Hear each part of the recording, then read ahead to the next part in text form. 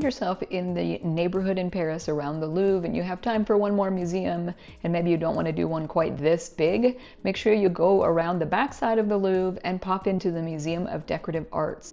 Make sure you enter on the correct side of the building. We got timed entry tickets, but I have been directed to both the front and the back of this building for entrance.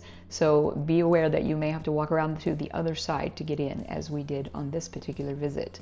You will find stacked hallways along both sides of a wonderful gallery, and they are arranged by century, and it is full of everything from the medieval period right through the current age. And you will find pieces of art and furnishings and full room setup and wonderful serving pieces and clock collections and jewelry. If you are visiting, I would recommend digging into their website pretty deeply to find out about exhibits that are going on that are temporary. Right here, we were at a teddy bear exhibit that went on in 2025. I believe it's probably over by now. So definitely check out their website for the upcoming exhibits. I know 2025 winter is going to be an Art Deco exhibit, which should be wonderful. I highly recommend also grab the map and the layout plan little pamphlet when you come in at the info desk. Do not try and walk around through this museum without it. We have found it fairly confusing to walk through to try and find specific things. So grab the map when you come in, get timed entry tickets so you can walk right in, and then try to follow the centuries from medieval right through the current time period, and you will see all of these beautiful things as you walk through. There is a restroom here. It's downstairs in the basement. It's a little hard to find, but it is here. And you will be surprised at all of the amazing things you'll see. If you have time, or if you have a rainy day and you don't know what to do with it, or you've never heard of this museum, I would definitely recommend checking this one out. It's an easy walk from the Notre Dame area. You can walk along the river. We actually visited this museum after our Place Dauphine lunch. We walked along the river and crossed over.